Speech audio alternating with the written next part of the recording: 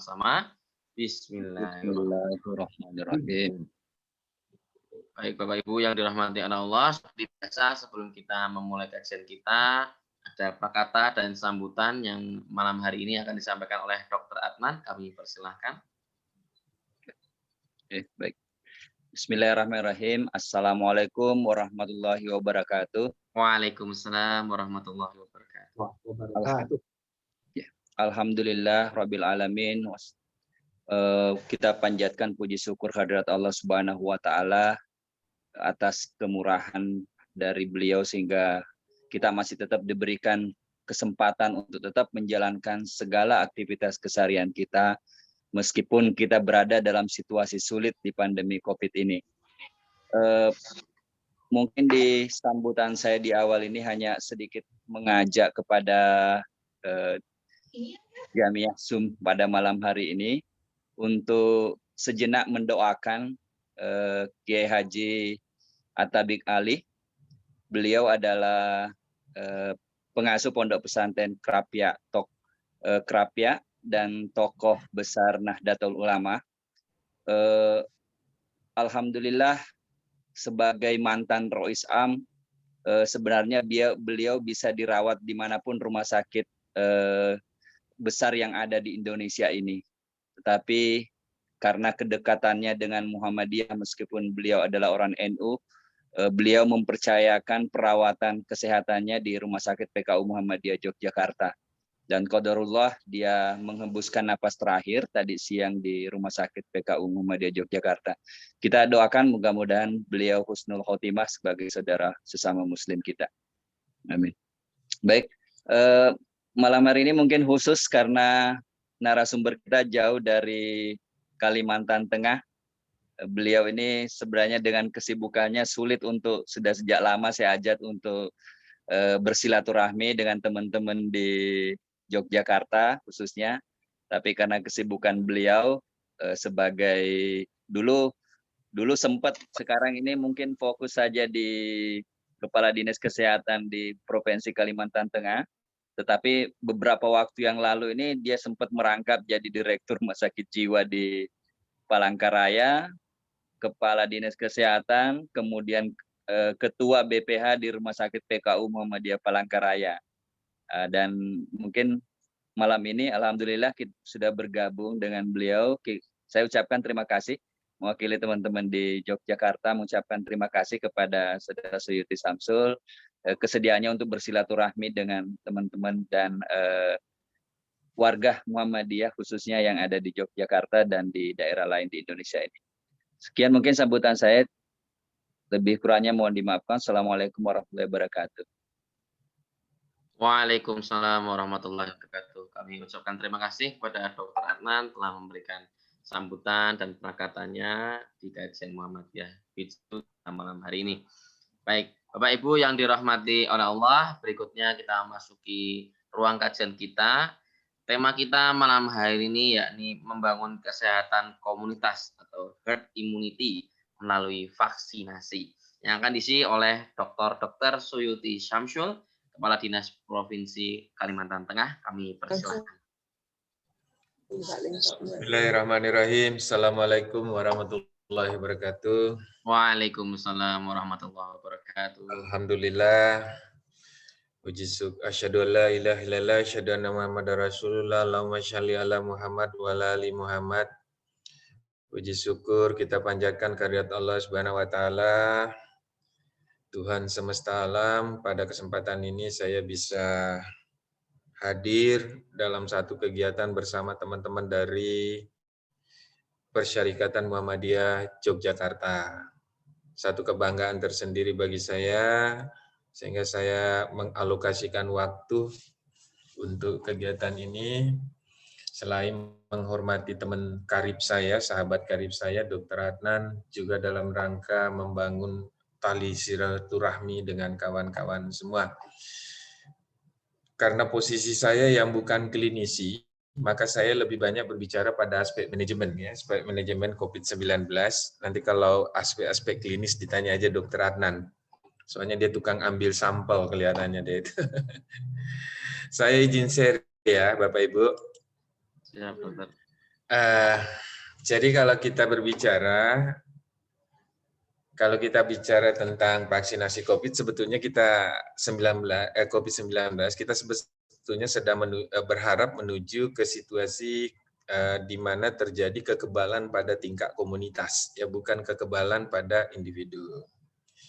Kenapa kekebalan masyarakat atau kekebalan komunitas yang kita harapkan?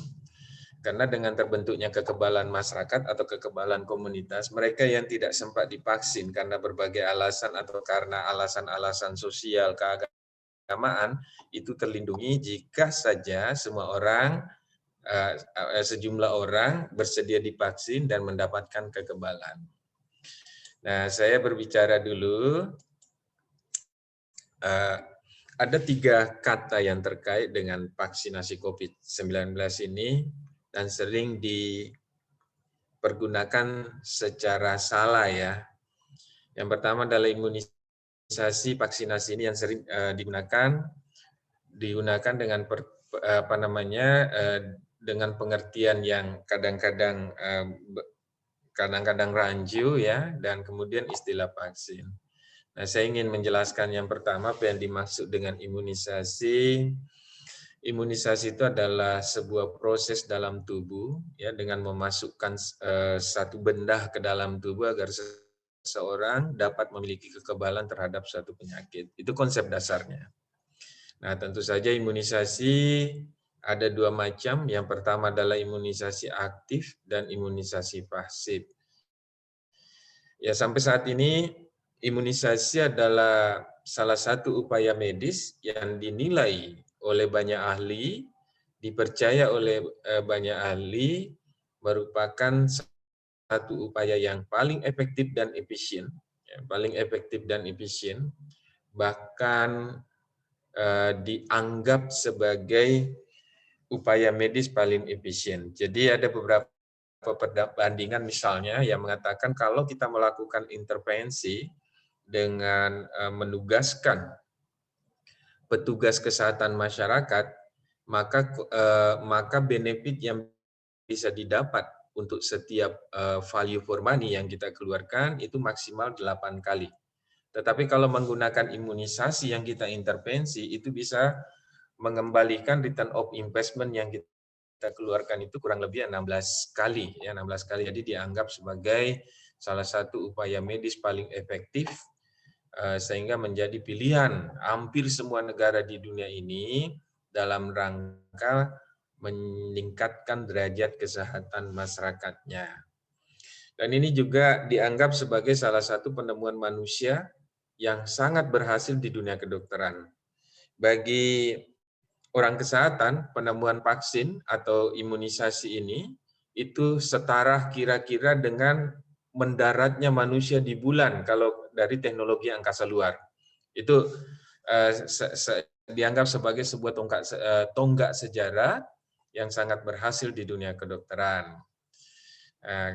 Kass itu malah mengatakan bahwa ini adalah sumbangan ilmu pengetahuannya terbaik yang pendidikan para ilmuwan di antara berbagai sumbangan lainnya. Kemudian ada istilah vaksinasi. Nah, vaksinasi adalah proses pemberian vaksin dengan cara disuntikkan atau diteteskan ke dalam mulut. Ya, jadi vaksinasi itu vaksinnya adalah proses memasukkan vaksin ke dalam tubuh manusia. Nah, vaksinasi ini tadi kalau kita nyebut bahwa ada imunisasi aktif dan imunisasi pasif, maka vaksinasi ini termasuk dalam bentuk imunisasi aktif sebagai upaya yang dilakukan untuk merangsang tubuh mengeluarkan antibodi terhadap penyakit tertentu. Jadi begitu bahan vaksin dimasukkan, tubuh akan berupaya mengenali vaksinnya masuk itu dan kemudian membentuk antibodi. Antibodi inilah kemudian yang akan menjaga tubuh sehingga suatu saat jika ada yang masuk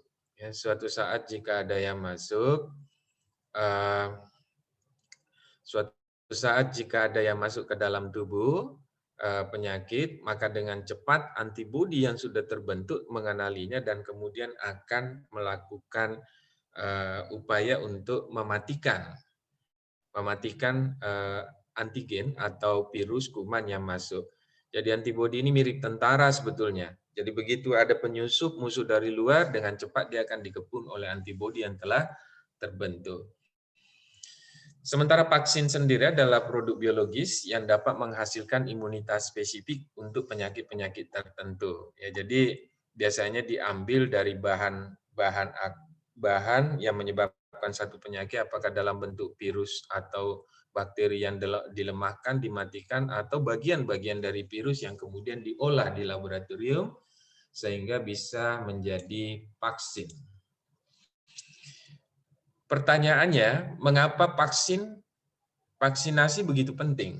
Nah, saya mengambil data di WHO 2020. Jadi pertama pada tingkat individu, vaksin itu dapat mencegah penyakit infeksi. Jadi ada yang disebut penyakit infeksi yang dapat dicegah dengan imunisasi. Ya, itu contohnya yang vaksin yang bisa ada, misalnya BCG untuk mencegah TBC. Kalau terkena TBC tidak berat, ada juga DTP, itu untuk difteri, tetanus, dan pertusis. Lalu ada polio, ada campak, measles, hepatitis B, ya. Kemudian ya banyak lagi ya. Sekarang sudah ada 100-an lebih vaksin yang ditemukan oleh umat manusia dengan kemampuan atau yang sering kita kenal efikasi itu berbeda-beda. Tapi standar yang dipakai WHO itu efikasinya minimal 50. Idealnya sih 70, tapi 50 pun sudah dianggap sebagai sesuatu yang standar. Maaf. Nah, di tingkat komunitas, ya, ketika masyarakat telah diimunisasi untuk mencegah satu penyakit, maka penyebaran penyakit tersebut akan terhambat. Ya, ini disebut herd atau indirect, terjadi kekebalan komunitas. Nah, sasarannya itu adalah herd immunity, ya. Herd immunity itu tercapai ketika masyarakat telah mempunyai kekebalan, ya, maka secara tidak langsung dapat mencegah sebagian masyarakat yang tidak diimunisasi karena alasan-alasan tertentu seperti bayi muda atau orang-orang yang menderita defisiensi imun. Dia ikut terlindungi kalau kekebalan sudah terjadi di tingkat masyarakat. Ya, ini ada beberapa, saya ambilkan contoh, Bapak Ibu, terkait keberhasilan program imunisasi. Ya, kalau orang yang seusia saya biasanya di pahanya itu ada yang hitam-hitam. Ya, itu dulu disebut vaksin campak, ya. Vaksin campak ini untuk mencegah penyakit cacar yang dikenal variola atau smallpox, ya. Nah, ini gambarannya kita bisa lihat, ini angka kematiannya cukup tinggi, rata-rata 30-40%. Tetapi penemuan vaksin ternyata berhasil melakukan eradikasi. Ya, eradikasi itu betul-betul penyakitnya dihilangkan. Ini berbeda dengan eliminasi. Kalau eliminasi itu angka serangan yang diturunkan. Tetapi kalau eradikasi itu penyakitnya memang betul-betul tidak ada. Maka pada tahun 1980 WHO mendeklar bahwa di dunia ini tidak ada lagi orang yang terkena penyakit cacar variola. Ya, masih ada cacar tapi cacar air atau chickenpox, ya. Kalau smallpox sudah tidak ada lagi. Bahkan saat ini virus cacar yang ada itu hanya di beberapa laboratorium, dan itu menimbulkan perdebatan etis di kalangan ilmuwan. Virus cacar yang ada di laboratorium itu sebaiknya diapakan? Apakah dimusnahkan atau tetap dipertahankan? Kalau dimusnahkan, jangan-jangan nanti ada penyakit itu kambuh lagi, muncul lagi. Tapi kalau tidak dimusnahkan, untuk apa? Karena tidak ada lagi manusia yang kena penyakit cacar. Itu salah satu keberhasilan luar biasa vaksinasi dengan adanya eradikasi penyakit cacar. Kemudian berikutnya pada tahun 2006, ya, kita tidak menemukan lagi kasus polio baru di Indonesia, sehingga Indonesia mendapat sertifikasi bebas polio.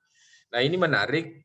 Begitu kita melakukan PIN polio, 3 kali kita lakukan PIN polio, ternyata hasilnya luar biasa. Dulu kalau kita jalan, ya udahlah jalan sejam, jalan kaki, kemungkinan besar kita akan ketemu orang yang berjalan dengan kaki, mohon maaf, kaki sebelah kecil, ya. Tapi sekarang sudah jarang sekali kita temukan. Karena dari awal anak-anak kita wajibkan untuk vaksinasi polio. Nah, demikian juga saat ini kita sudah mendapatkan penghargaan eliminasi maternal neonatal tetanus. Ya, jadi saat ini semakin jarang ditemukan bayi meninggal terkena tetanus karena ibu-ibu hamil, para pengantin orang yang mau menikah itu diminta untuk vaksinasi toksoid. Inilah contoh-contoh keberhasilan program imunisasi yang sangat luar biasa. Tentu imunisasi lain juga berhasil menurunkan angka serangan meskipun tidak seefektif yang 3 ini. Nah, bagaimana vaksin itu bekerja untuk memberikan kekebalan? Yang pertama adalah seperti yang saya sebutkan tadi bahwa vaksin itu dapat berupa virus atau bakteri yang telah dilemahkan atau dimatikan, ya. Dimatikan sehingga tidak berpotensi lagi untuk menulari orang. Tetapi selain menggunakan virus atau bakteri yang telah dilemahkan atau dimatikan, dapat juga digunakan protein yang mirip bakteri atau virus yang kemudian dikembangkan lebih lanjut di laboratorium. Tujuannya adalah untuk memacu timbulnya reaksi imunitas tubuh untuk melawan serangan infeksi di kemudian hari. Merupakan proses imunisasi dalam tubuh.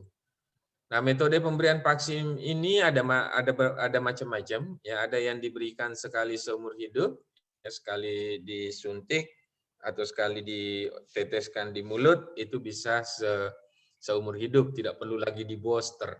Tetapi ada yang perlu diberikan secara berkala agar kekebalan tubuh dapat terbentuk dengan sempurna. Misalnya vaksin polio itu beberapa kali diberikan, kemudian DPT juga beberapa 3 kali diberikan, tetanus juga pada umur tertentu setelah diberikan di bayi itu nanti usia kelas 1 SD di booster lagi sehingga menimbulkan kekebalan yang efektif. Kita pun sekarang karena keberhasilan vaksinasi tetanus sudah sangat jarang menemukan orang yang sakit karena tetanus. Saya ingin balik mengajak kita tentang sejarah vaksinasi.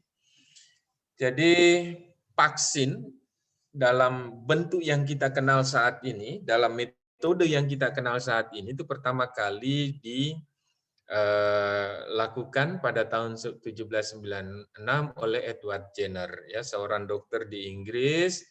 Dia ini mengamati kenapa pada gadis-gadis pemerah susu sapi yang pernah tertular oleh cacar sapi, itu kalau kena cacar yang mematikan tadi, variola atau smallpox, itu sakit tapi ringan dan tidak menimbulkan kematian. Nah, sehingga Edward Jenner merasa bahwa ini pasti memicu kekebalan dalam tubuh para pemerah sapi, sehingga kemudian dia punya ide, dan saya pikir idenya ini kalau di dunia modern saat ini bakal diprotes rame-rame. Jadi Jenner kemudian mengambil nanah dari tangan seorang gadis pemerah sapi, lalu dia menyuntikkan ke seorang anak yang disebut Philip, ya, 8 tahun. Kebetulan Philip ini anak pembantunya di rumah. Anak pembantunya di rumah disuntikkan dengan kuman cacar sapi yang diambil dari luka di tangan seorang gadis pemerah susu. Dan perkiraan Jenner betul. Edward Jenner betul. Beberapa saat kemudian Philip yang 8 tahun ini sakit terkena cacar sapi. Lalu kemudian setelah sembuh beberapa saat, Jenner melakukan eksperimen yang lebih tidak manusiawi sebetulnya kalau untuk mengukur dengan parameter saat ini. Jadi dia mengambil cairan tubuh manusia yang berasal dari penderita cacar yang mematikan, variola tadi atau smallpox, lalu disuntikkan ke Philip ini yang telah dicoba tadi divaksin menggunakan cairan nanah dari seorang gadis pemerah sapi. Dan setelah disuntikkan, ternyata Philip nggak sakit. Nah, dari situlah kemudian Edward Jenner mengambil kesimpulan bahwa bisa divaksin, lalu dimulai dari situlah dilakukan sintesis vaksinasi. Dan metode itu masih dipakai. Beberapa tahun kemudian Pasteur menemukan model vaksin baru, yaitu vaksin rabies. Tapi sebetulnya ide untuk membuat orang sehat dengan menggunakan bagian tubuh atau bahan yang berasal dari tubuh orang sakit itu bukan hanya zamannya Edward Jenner pada 1796, karena pada tahun 1000 Masehi ya masyarakat di Cina itu sebetulnya sudah mengenal teknik imunisasi, dan mereka menggunakan teknik yang disebut teknik inokulasi, yaitu dengan cara memasukkan bakteri virus ke dalam tubuh. Jadi dia ngambil dari orang yang sakit lalu dimasukkan ke tubuh manusia melalui luka yang dibuat atau alat yang digoreskan ke kulit. Itu teknik inokulasi. Namun setelah Edward Jenner menemukan teknik vaksinasi, teknik inokulasi ini ditinggalkan perlahan-lahan dan tidak digunakan lagi sampai saat ini, tidak pernah lagi dipergunakan.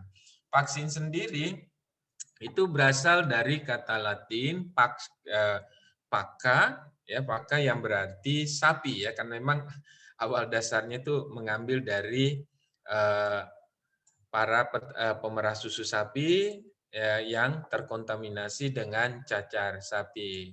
Nah ini gambar studionya ya, vaksinasi variola oleh Edward Jenner. Jadi si Philip ini anaknya pembantunya ini. Pembantunya anak tukang kebunnya juga di rumahnya yang dijadikannya tempat percobaan dengan menggoreskan cairan tubuh atau nanah yang diambil dari gadis pemerah sapi ke tangan anak yang bernama Philip. Untung si Philip ini selamat. Kalau enggak mungkin kita tidak pernah kenal yang disebut vaksinasi. Nah, kemudian di Indonesia sendiri vaksinasi itu kita sudah mulai kenal tahun 56 ya. Pada tahun 1956 itu dilakukan setelah Indonesia merdeka ya. Sebetulnya zaman Hindia Belanda juga ada vaksinasi, tapi saya bicara setelah Indonesia merdeka. Pada tahun 56 itu kita sudah mulai melakukan vaksinasi BCG untuk mengurangi penyakit TBC. Lalu tahun 73 dilakukan vaksinasi cacar yang kemudian tahun 1980 dianggap tidak ada lagi orang yang kena cacar. Jadi yang kelahiran 73 kemudian 68, 69, 73 sampai 80 itu masih ada biasanya luka parut di pahanya atau di apa namanya di lengannya ya, itu ya vaksinasi cacar. Kemudian tahun 74 pemerintah membuat kebijakan tentang penyuntikan tetanus toksoid pada ibu hamil untuk mencegah tetanus. Kemudian tahun 76 ada difteri, pertusis, tetanus ya, itu juga mulai dimunculkan. Nah, pada tahun 80 beberapa vaksin terpisah itu disatukan ya, dijadiin menjadi imunisasi dasar sampai sekarang, yaitu BCG, DPT, polio dan campak. Tahun 92 hepatitis B itu sudah mulai juga dianggap dimasukkan sebagai vaksinasi dasar. Kemudian kita punya pengalaman yang disebut Pekan Imunisasi Nasional 1 tahun 95, kemudian Pekan Imunisasi Nasional 2 tahun 96, dan terakhir Pekan Imunisasi Nasional 3 itu tahun 1997. Ini pengalaman kita melakukan vaksinasi, sehingga sebetulnya kalau mau vaksinasi COVID, itu yang saya sampaikan pada beberapa kali pertemuan, kita nggak usah terlalu khawatir dengan berbagai prosedur yang dibikin, karena kita punya pengalaman 95, 96, 97, sukses melakukan vaksinasi ketika saat itu sistem telekomunikasi kita belum secanggih saat ini.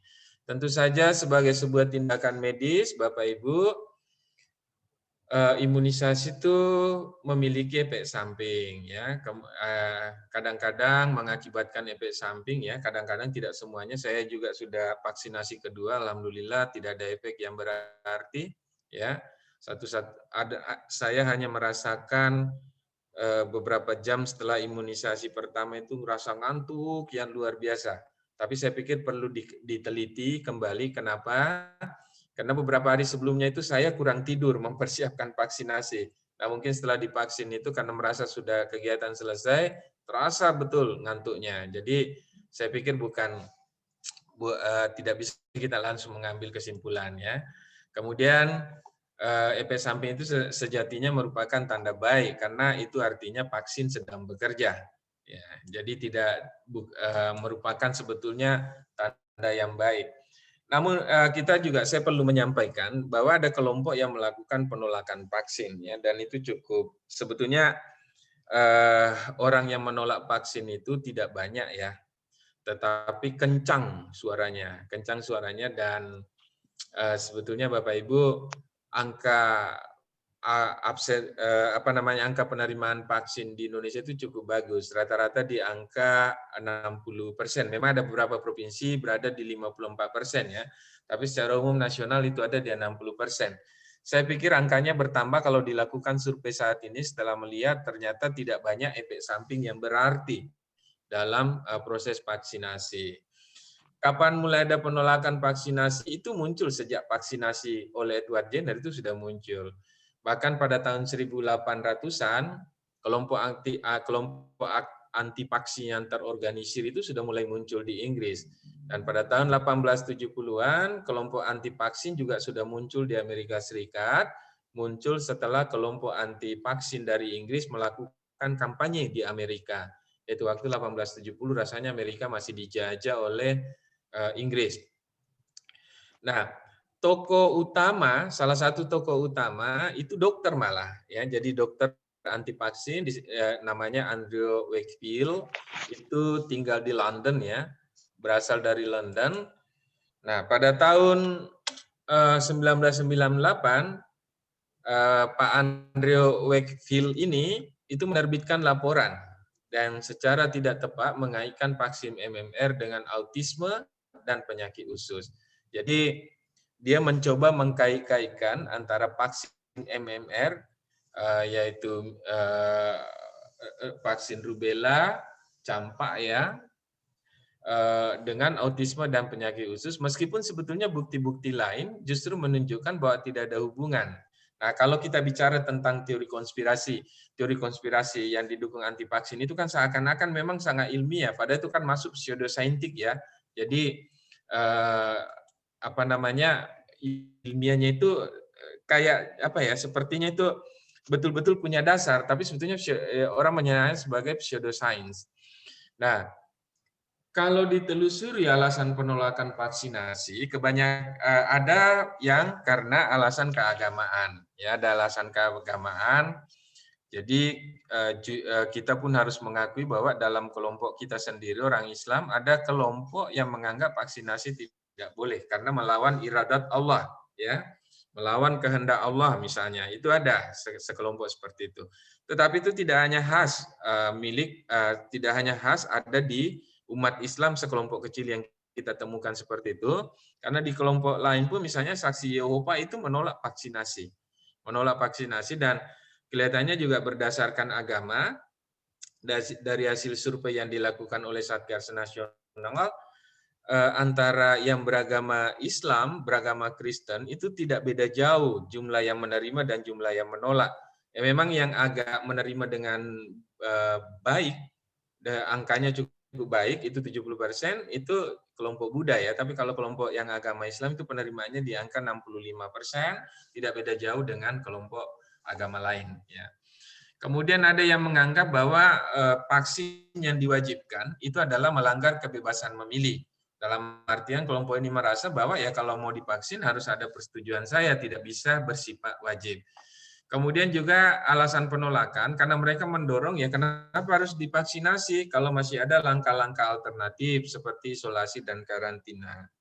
Tetapi isolasi dan karantina ini dengan jumlah penduduk yang ada saat ini, dengan ketergantungan antara satu orang dengan orang lain, satu kelompok dengan kelompok lain yang semakin tinggi, interdependensi makin tinggi, otomatis sebetulnya alternatif isolasi dan karantina itu tidak terlalu efektif ya, karena interaksi manusia kan makin tinggi saat ini.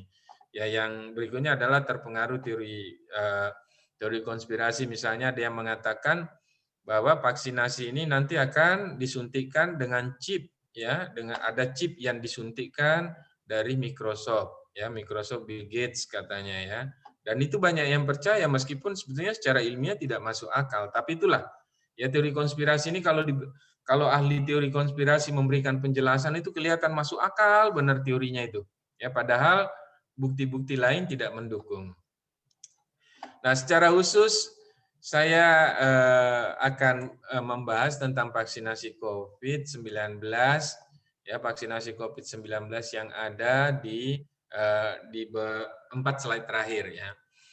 Bahwa vaksinasi COVID-19 itu memiliki tujuan yang pertama adalah menurunkan kesakitan dan angka kematian akibat COVID-19 ya.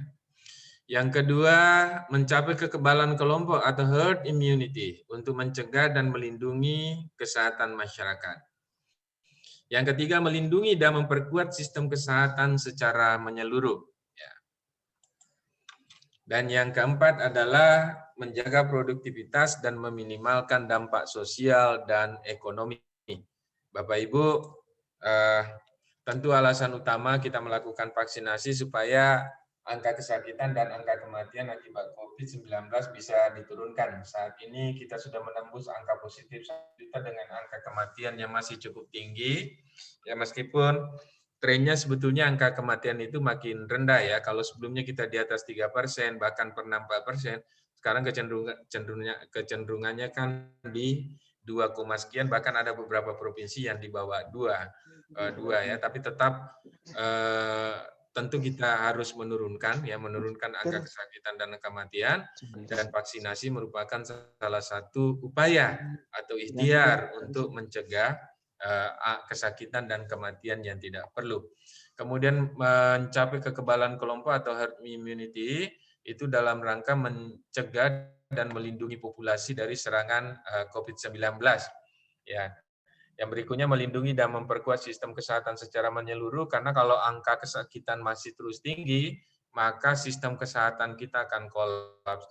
Saya pikir dalam beberapa minggu terakhir ini banyak provinsi yang sudah mulai berteriak karena angka penggunaan tempat tidur COVID-19 itu sudah melampaui ideal, bahkan banyak orang yang sebetulnya memerlukan tempat tidur bed di ICU tapi tidak bisa masuk karena sudah sangat penuh.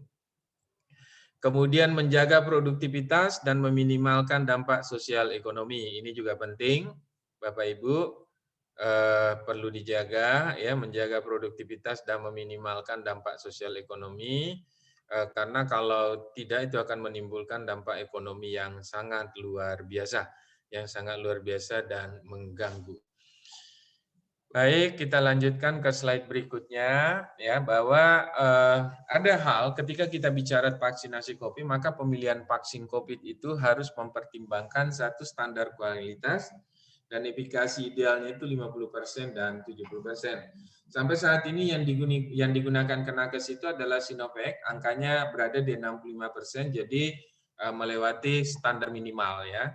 Memang vaksin COVID ini karena situasinya pandemi itu belum sebetulnya, ada beberapa vaksin malah belum uji klinis 3, tetapi sudah diberikan ada izin yang penggunaan dalam keadaan darurat atau yang disebut dengan emergency authorization use ya, itu bisa diberikan meskipun baru pada uji klinis 2 ya, tetapi dengan catatan produsennya tetap memantau dan melaporkan baik efikasi maupun terkait dengan efek samping.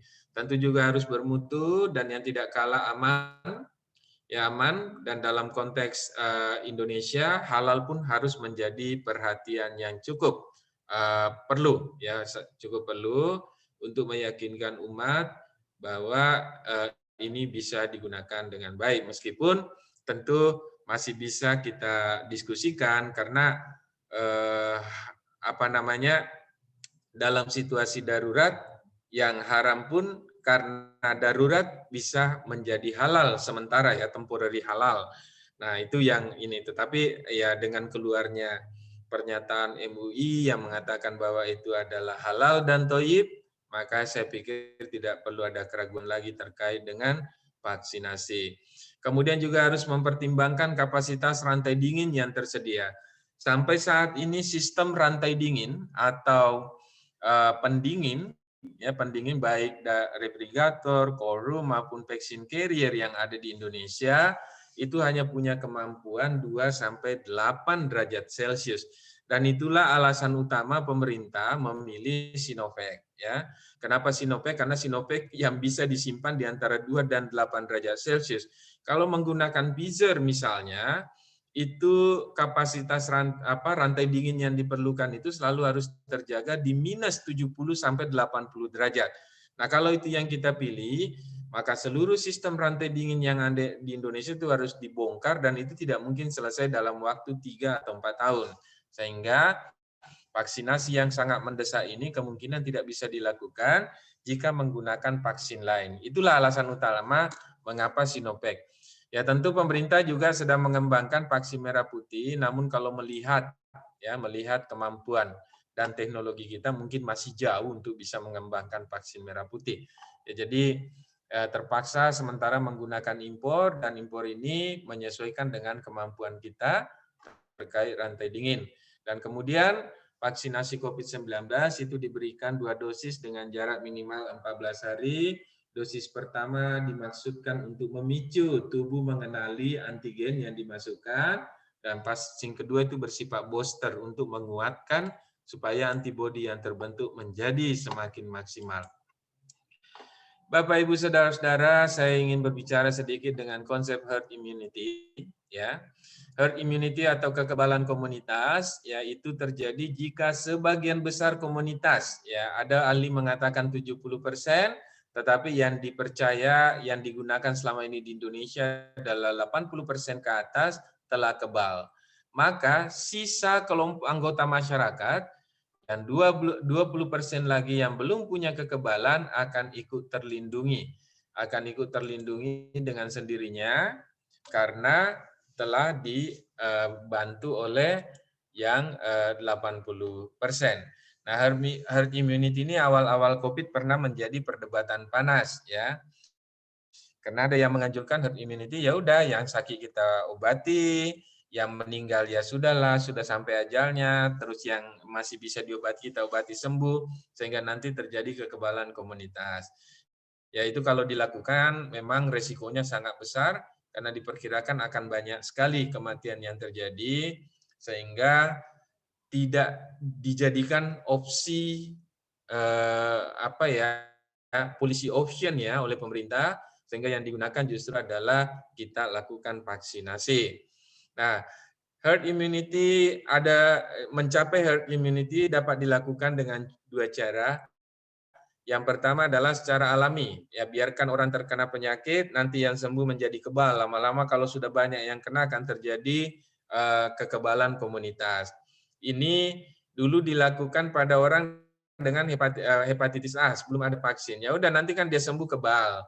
Yang kebetulan daya tahannya tidak bagus ya akhirnya akan meninggal, tapi yang kebal itu nanti akan membentuk kekebalan komunitas. Nah, ini semakin tidak bisa diterima karena berbagai alasan. Pertama, alasan hak asasi manusia tentunya, dan kedua, tidak pada tempatnya negara membiarkan ada sekelompok warga negaranya meninggal karena tidak daya tahan tubuhnya lemah dan membiarkan yang lain hidup. Karena fungsi negara ya tentunya melindungi seluruh orang termasuk mereka yang dalam kondisi badan kurang bagus. Nah, yang kedua melalui vaksinasi. Variola, polio, tetanus, neonatorum, dan terakhir ini adalah COVID-19. Itu yang kita coba membentuk herd immunity melalui vaksinasi. Nah, secara umum konsep herd immunity bisa dilihat seperti ini. Kalau kita lihat bersama ini yang berwarna biru itu adalah orang sehat tetapi tidak divaksin, ya. Kemudian warna kuning itu menunjukkan bahwa orang sehat dan sudah divaksin, ya. Yang merah itu adalah orang yang tidak divaksin, ya. Nah, sehingga kalau konsepnya adalah no immunization, ya, banyak banget orang yang berwarna biru ini, ya. Berwarna biru ini yang healthy non-vaccinated, kemudian hanya beberapa orang yang secara sukarela divaksin warna kuning ini, kemudian ada yang warna merah satu yang terinfeksi, ya, yang terinfeksi ini ada 1 juga di sini, maka dengan cepat komunitas atau populasi ini akan berubah menjadi merah semua. Ini spread-nya ya, the virus is, jadi virus itu menyebar dengan sangat mudah.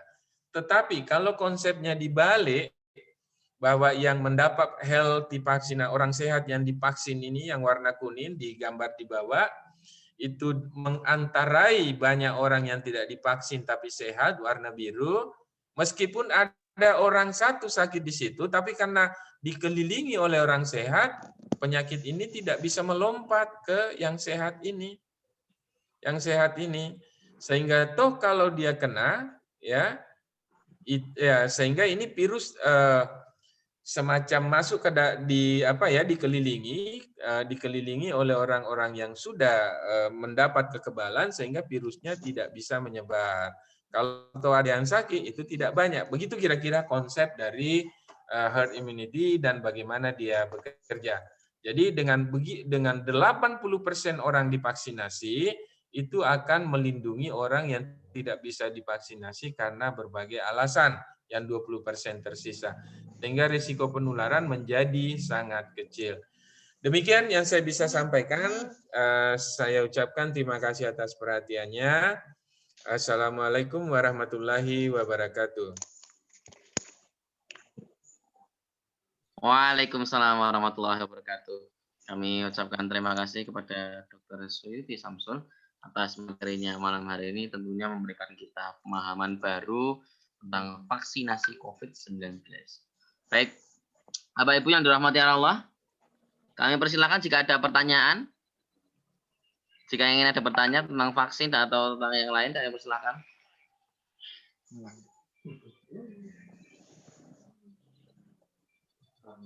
Silakan Bapak Ibu, kami persilakan.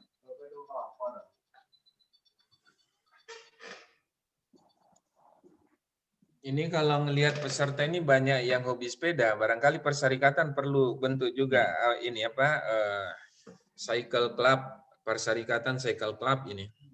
Betul, betul, Dokter. Apakah saya boleh bertanya? Ya, boleh Ibu, silakan, kami persilakan. Terima kasih.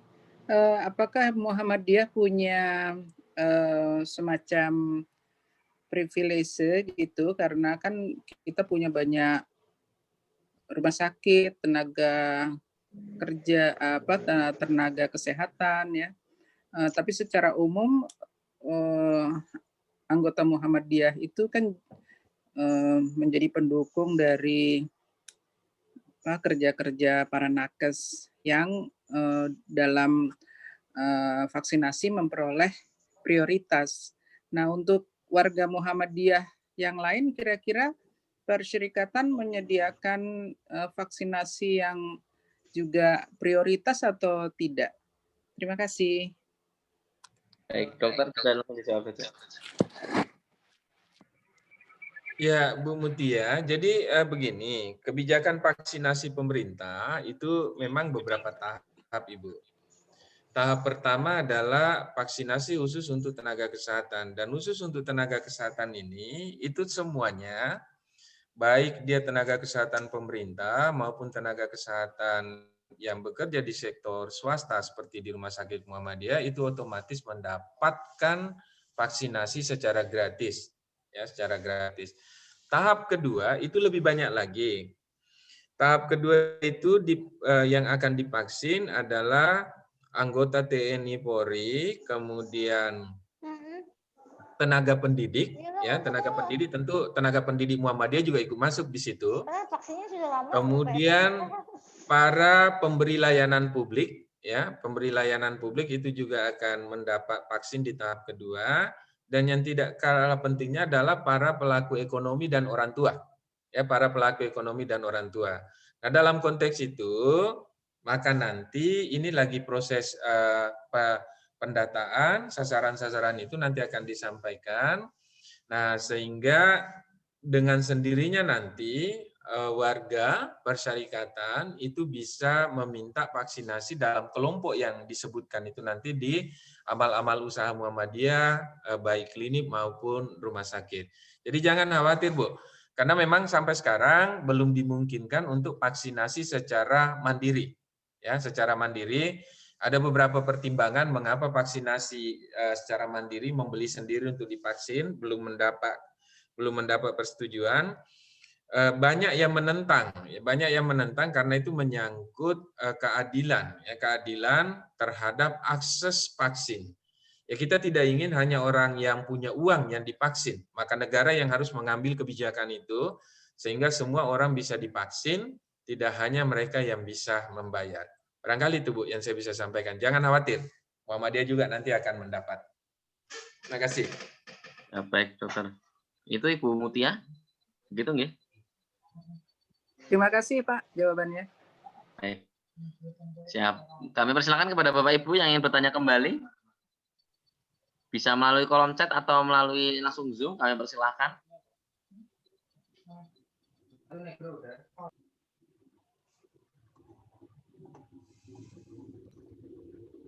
Kami persilakan Bapak Ibu, jika ada pertanyaan.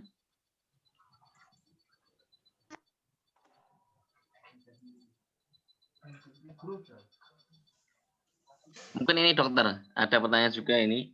Sebenarnya sejauh ini berapa persen kesuksesan dari vaksin Sinovac ini, Dok? Maksudnya dalam artian kan masih banyak masyarakat yang ketakutan bahwa tingkat pencapaian, tingkat suksesnya itu kan tidak sampai 100% gitu kan. Nah, jadi apa yang perlu kita secure atau apa yang perlu kita tenang bagi kita yang akan divaksin ini, nah yang nantinya mungkin di tahap keberapa kita akan divaksin ini, perlu kita santai dan tenang dalam divaksin, Dok, vaksin COVID ini. Baik Pak Abdul, jadi begini, efikasi itu sebetulnya tidak bicara berarti efektivitas ya. Efikasi itu memiliki korelasi dengan banyaknya orang yang divaksin dalam komunitas. Ya, makin tinggi efikasinya, artinya tidak perlu misalnya sampai 80% divaksin, sudah bisa terjadi imunitas. Tetapi kalau efikasinya misalnya 50%, maka minimal 80% populasi yang harus divaksin. Jadi bukan pada aspek kekebalan ya, aspek kekebalan yang terbentuk kalau efikasi. Ya memang sampai sekarang pun sebetulnya dari seluruh vaksin yang sudah ada, misalnya milik Rusia Sputnik, kemudian ada milik AstraZeneca Amerika, kemudian ada Jerman dan seterusnya, itu memang tidak ada yang 100% bisa memberikan perlindungan. Bahkan vaksin-vaksin pun yang sudah kita kenal ratusan tahun saat ini, itu juga tidak bisa memberikan perlindungan 100% ya. Maka vaksin ini dianggap masih merupakan satu upaya, tetapi harapannya dengan makin juga ada yang penyintas itu, maka angka kekebalan di masyarakat masih tinggi. Jadi kita menganggap bahwa dengan model 65%, 65,3% itu sebetulnya sudah cukup bagus saat ini ya. Dan sekali lagi Bu, pertimbangan utama memilih Sinovac sampai saat ini alasan utamanya karena sistem rantai dingin kita tidak siap untuk yang lain. Ya, tidak siap untuk yang lain. Kita itu masih menjadi problem, karena itu tadi saya bilang kalau menggunakan Pfizer misalnya suhunya harus disimpan, dia disimpan di suhu di bawah 80 derajat Celcius. Tentu itu tidak mudah ya Bu ya. Kalau sistem kita tidak bisa sehingga memilih Sinovac itu yang ada saat ini ya. Kalau soal efektivitas ya memang tidak ada vaksin yang betul-betul 100% ya, tapi ya sebagai satu upaya saya pikir yang kita lakukan sudah cukup bagus saat ini. Ya. Baik, berikutnya dokter, ini ada pertanyaan mengenai kabarnya vaksin Sinovac tidak bisa diberikan pada penderita DM, hipertensi, kantung, autoimun dan lain-lain. Vaksin jenis apa yang nantinya akan diberikan pada penderita tersebut, Dok? Iya, jadi kalau kita merujuk ya pada petunjuk teknis vaksinasi COVID-19 itu memang ada 16 jenis eksklusi ya. Eksklusi mulai dari penderita kencing manis, hipertensi, jantung, autoimun dan lain-lain. Namun demikian, Bapak Ibu, kalau kencing manis atau DM itu sebetulnya tidak absolut, karena ada nilai AB1-nya dulu yang dilihat. Ya, kalau AB1-nya tidak terlalu tinggi bisa divaksin. Sama dengan hipertensi. Hipertensi juga tidak bersifat absolut ya. Jadi dia kontraindikasi relatif sebetulnya, dia bisa digunakan untuk menurunkan ya, bisa digunakan untuk menurunkan hipertensi, bisa digunakan setelah hipertensinya turun. Tetapi dalam pengamatan saya selama ini sebetulnya banyak orang yang tidak hipertensi, tapi begitu mau divaksin mungkin cemas, ketika diukur tekanan darahnya itu langsung naik. Itu jadi menarik itu sebetulnya. Ya, itu jadi menarik, tapi setelah beberapa saat atau ditunda, kemudian mungkin dia lebih tenang, itu ditensi ulang tidak masalah lagi. Nah, infonya pemerintah ini kan tidak hanya menyiapkan Sinovac. Ada beberapa kandidat vaksin yang juga akan didatangkan. Mudah-mudahan yang untuk penyakit-penyakit tertentu itu bisa diberikan. Tapi sekali lagi, tidak kebanyakan saya lihat kontraindikasi di situ bukan kontraindikasi absolut. Artinya ketika kondisinya tidak lagi begitu bisa divaksin. Misalnya yang menyusui, yang hamil, ya kalau sudah melahirkan atau sudah menyapih anaknya, otomatis bisa divaksin lagi. Nah, kecuali mungkin autoimunnya atau reaksi yang berlebihan, saya pikir ini mencari vaksin yang betul-betul bisa menghindari, yang cocok untuk orang autoimun itu sangat sulit saat ini, termasuk vaksin dasar. Tetapi kan harus dipahami begini, bahwa tujuan vaksinasi kita kan bukan memang 100%. Kita hanya berada di angka 70-80%. Dengan asumsi kalau 70-80% ini yang sehat, kemudian memenuhi syarat kita vaksin, otomatis yang karena tadi ada penyakit-penyakit tertentu tidak divaksin, itu akan terlindungi oleh komunitas yang divaksin. Jadi saya pikir tidak usah terlalu khawatir berlebihan, karena kalau tidak divaksin, tetapi seluruh sekeliling kita orangnya kebal, kita juga akan terhindar dari penyakit. Ya, barangkali yang itu untuk terkait dengan pertanyaan dari Ibu Idiani Darmawati. Ya, betul. Saya kembalikan. Ya. Berikutnya dokter, bila sebagian besar tenaga kesehatan sudah divaksin, bagaimana dengan tenaga kesehatan yang tidak bisa divaksin, dok? Apakah harus meminimalkan kontak dengan pasien atau bagaimana? Nah, ini tergantung kebijakan masing-masing ini ya, Bu Siti Otima. Saya pikir tergantung kebijakan Paskes nantinya ya. Barangkali teman-teman yang karena satu dan lain hal tidak bisa divaksin, barangkali akan digeser ke tempat lain ya. Atau tetap menjalankan protokol kesehatan pada saat melayani sampai suatu saat herd immunity itu terbentuk. Nah, saya kembali lagi tadi bahwa meskipun ada nakes yang tidak bisa divaksin karena satu dan lain hal, tapi kan memang sasaran vaksin kita tidak 100% ya, kembali lagi ke situ. Jadi kalau misalnya ada nakes beberapa orang yang tidak bisa divaksin, tapi kalau sekelilingnya yang ratusan ribuan orang divaksin, risiko penularan dengan sendirinya juga akan sangat kecil, bahkan bisa disebut hilang. Seperti yang saya gambarkan tadi di slide terakhir ya, kalau dia di-contain, dia masuknya dilingkupi oleh orang-orang kebal, kemungkinan besar dia tidak akan kena. Ya. Siap dokter. Berikutnya dari Dr. Ahmad Faisal. Mau bertahan berapa lama dok kekebalan tubuh yang terbentuk setelah vaksin COVID ini dok? Ya, ini pertanyaan menarik Pak. Makanya juga penyelenggaraan vaksin itu diminta untuk selesai 1 tahun. Karena beberapa penelitian menunjukkan bahwa kekebalan yang terbentuk itu maksimal bertahan 1 tahun. Berarti kalau nggak bisa selesai 1 tahun ini, kita harus booster lagi. Kita harus booster 1 tahun kemudian, dan itu tentu butuh biaya dan tenaga dan upaya yang berlebihan, yang cukup banyak ya, sehingga harapannya sebelum 1 tahun sejak penyuntikan tahap awal itu semua sudah selesai. Dan kalau itu dilakukan menurut perhitungan teman-teman di Kementerian Kesehatan yang beberapa kali kami bicarakan di Zoom, itu artinya kita di Indonesia harus menyuntikkan vaksin 1 juta orang setiap hari Pak. Nah, itu tidak mudah sebetulnya ya, tetapi saya mulai ini ya agak juga mengkaji target 1 tahun itu. Kenapa? yang untuk vaksinasi COVID saja untuk nakes itu sampai saat ini baru di angka 50%. Padahal sudah beberapa hari berjalan, dan yang namanya nakes ini kan jelas tempatnya, Pak. Itu di rumah sakit gitu ya. Nah, ternyata angka partisipasinya juga tidak tinggi-tinggi amat. Nah, ini sebuah tantangan baru, tapi saya pikir mudah-mudahan ada vaksin yang ditemukan tidak perlu disuntikkan nanti, tapi diteteskan sehingga lebih banyak yang akan bersedia ikut dan lebih mudah ya, lebih mudah karena menyuntikkan 1 juta vaksin bukan pekerjaan mudah saat ini satu hari ya, belum lagi kondisi Indonesia. Mungkin kalau di Jogja kita jalan 1 jam sudah dari ujung ke ujung ya Pak ya. Tapi kalau di tempat saya dari ibu kota provinsi mau ke wilayah barat, jalannya mulus, hampir seperti tol karena tidak ada kendaraan, tetap butuh 14 jam saking jauhnya. Nah, ini tantangan-tantangan menarik seperti ini. Karena kalau di tempat saya itu luasnya 1,5 kali Pulau Jawa, Pak. Jadi sangat luas untuk dijangkau oleh kami. Ya, silakan Pak Abdul. Baik, Dokter. Berikutnya ada 2 pertanyaan yang sama itu, yang menuju pada satu sama.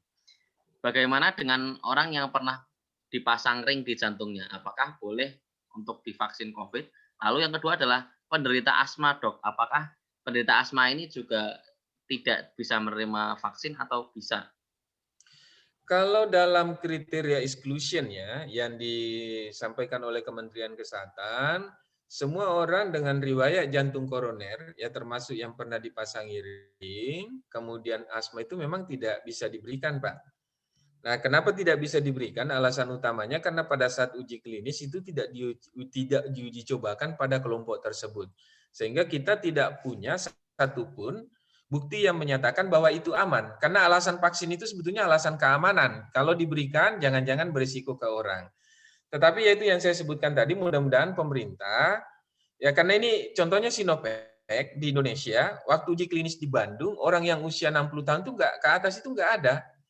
Tapi akhirnya ini infonya, saya udah baca tadi di grup Kepala Dinas Indonesia, itu infonya bahwa sudah dapat izin dari Badan POM. Alasannya merujuk bahwa di Turki sama Brasil dilakukan uji coba dan itu yang kemudian dijadikan dasar. Nah, mudah-mudahan dalam perkembangannya di tempat uji coba itu ada orang yang pernah kena asma, ada yang pernah yang pasantin jantung, sehingga kita nggak perlu melakukan uji coba sendiri di Indonesia, cukup menggunakan di tempat lain. Meskipun tentu dari sisi genetik itu tidak sama betul ya, tapi asumsinya kan berbeda-bedanya genetika manusia, mungkin bedanya kan hanya 0,01% ya, nggak mungkin sampai 1%. Karena kita saja itu kalau diurai genetika kita, perbedaan kita dengan orangutan itu hanya 2%, Pak. Sudah begitu bentuknya ya. Jadi kalau antar ras manusia saya pikir di 0,01 lah ya, yang menyebabkan hidungnya orang bule lebih mancung dari kita ya 0,01% itu, Pak. Ya, silakan lanjut. Siap, Dokter. Baik, pertanyaan berikutnya, Dok. Apa betul vaksin influenza bisa mengurangi efek keparahan dari COVID-19 ini, Dok? Nah, kalau yang ini terus terang saya belum pernah membaca ya, tetapi kalau kita melihat bahwa semua vaksin itu dibikin untuk jenis penyakit tertentu atau kuman tertentu, kemungkinan besar informasi ini tidak begitu ini ya. Kemudian satu lagi masalahnya, kita di Indonesia tidak mendata antara orang yang sakit dengan yang pernah divaksin influenza. Ya, jadi barangkali ya, tapi itu saya pikir menarik ya. Barangkali perlu nanti dicoba dikembangkan ya siapa tahu di PKU bisa dikembangkan, ditanya saja yang COVID itu pernah nggak vaksin influenza sehingga bisa ditarik kesimpulannya. Saya terus terang belum pernah membaca penelitiannya sehingga saya tidak berani berkomentar soal ini. Terima kasih. Baik, siap, Dokter. Pertanyaan berikutnya tentang vaksin lagi, Dok. Kan usianya tadi masih 18 hingga 59 tahun. Ya. Nah, bagaimana dengan usia yang sudah lewat atau anak-anak yang kurang dari 18 tahun, Dok? Apakah nanti berikutnya akan ada tahapan untuk bisa diberikan vaksin, Dok? Iya, jadi kesimpulannya sebetulnya tidak diberikan di 18, di bawah 18 dan di atas 59 atau 60 ke atas itu cuma satu alasannya itu karena memang waktu uji klinis di Bandung nggak ada usia itu, sehingga kita tidak tidak tahu apa efeknya. Nah, itu tadi saya sampaikan bahwa informasi terakhir untuk di atas 60 tahun itu sudah disampaikan boleh divaksin karena merujuk hasil di Brasil. Ya mudah-mudahan nanti 18 tahun juga berkembang. Kenapa kemarin di Bandung 18 tahun itu tidak dilakukan uji coba? Karena itu kan menyangkut pernyataan uji klinis itu kan orang sebelum menjadi relawan uji klinis kan bikin pernyataan bahwa dia bersedia. Nah, orang di bawah 18 tahun itu dianggap tidak cakap secara hukum. Jadi tidak bisa tanda tangan ya. Tapi saya pikir sebetulnya sih ya kalau 18 itu enggak masalah menurut saya. Cuma karena itu tadi belum ada buktinya gitu loh. Belum ada buktinya, belum pernah dilakukan uji coba klinis sehingga diambillah amannya 18 sampai 59 sesuai dengan uji klinis yang dilakukan di Bandung. Ya. Ya, baik dokter. Berikutnya ada pertanyaan tentang dari Ibu Ekor ini. Saya mendengar untuk LC atau lulusan COVID dok, akan mendapatkan vaksin hanya 1 kali. Apakah ini benar? Dan kapan tahapan untuk yang sudah lulus dari COVID ini dok? Ya. Jadi untuk penyintas sampai saat ini menurut petunjuk teknis dari Kementerian Kesehatan, orang yang sembuh dari COVID itu masih kriteria eksklusi, belum dimasukkan untuk vaksin. Nah, kemarin sempat didiskusikan, kenapa tidak diberikan vaksin? Apakah berbahaya atau tidak? Sebetulnya bukan berbahaya atau tidak. Alasan utamanya adalah karena vaksin itu masih tersedia terbatas, maka diberikan dulu kepada mereka yang belum punya kekebalan sama sekali. Nah, kalau sudah penyintas ini kan artinya sudah kebal. Dan itu kekebalan menurut beberapa penelitian bertahan 8 bulan. Nah, mungkin setelah 8 bulan, tapi sebelum kebijakannya belum pernah ketemu, ya barangkali akan di booster ya, di booster, tapi sampai sekarang terus terang kebijakannya mengatakan masih eksklusi untuk para penyintas dengan alasan masih punya kekebalan. Ya. Betul. Baik dokter, berikutnya kami persilakan Bapak Ibu, masih ada sedikit waktu yang jika ingin bertanya secara langsung ataupun melewati chat kami persilahkan. Kami persilakan Bapak Ibu jika ada pertanyaan di menit-menit terakhir ini.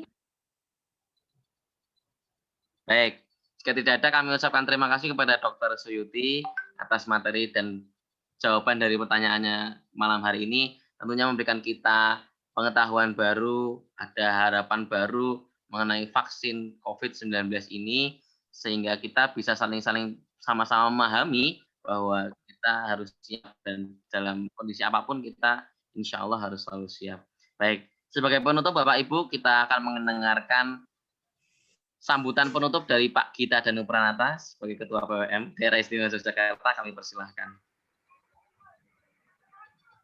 Assalamualaikum warahmatullahi wabarakatuh. Waalaikumsalam warahmatullahi wabarakatuh. Ya.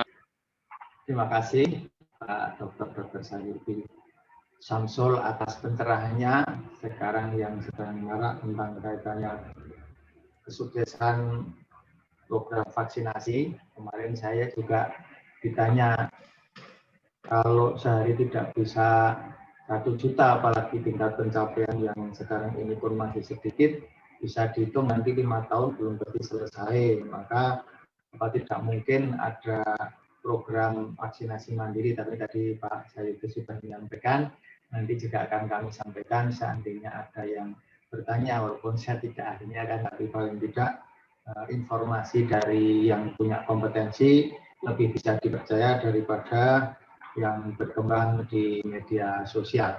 Terima kasih, sukses untuk kita semuanya. Semoga nanti segera bisa mendapatkan jadwal vaksinasi sehingga herd immunity bisa terbentuk.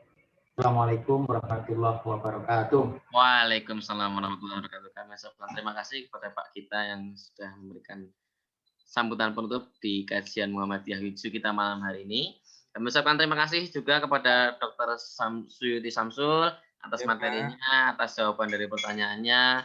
Kepada Pak Gita, Dr. Adnan, kami ucapkan terima kasih telah memberikan sambutan kita malam hari ini di kajian Muhammadiyah Widzu. Tentunya kita masih bisa bertemu di esok hari, Bapak Ibu sekalian, di kajian Muhammadiyah Widzu berikutnya. Baik, Bapak Ibu, kami ucapkan terima kasih telah mengikuti kajian Muhammadiyah Widzu dari awal hingga akhir hari ini, malam hari ini. Tentunya semoga kita semua bisa mendapat hikmah dari materi yang telah di-share dari Dr. Suyuti Samsul malam hari ini. Baik, marilah kita akhiri kajian kita dengan mengucap hamdalah secara bersama-sama. Alhamdulillah.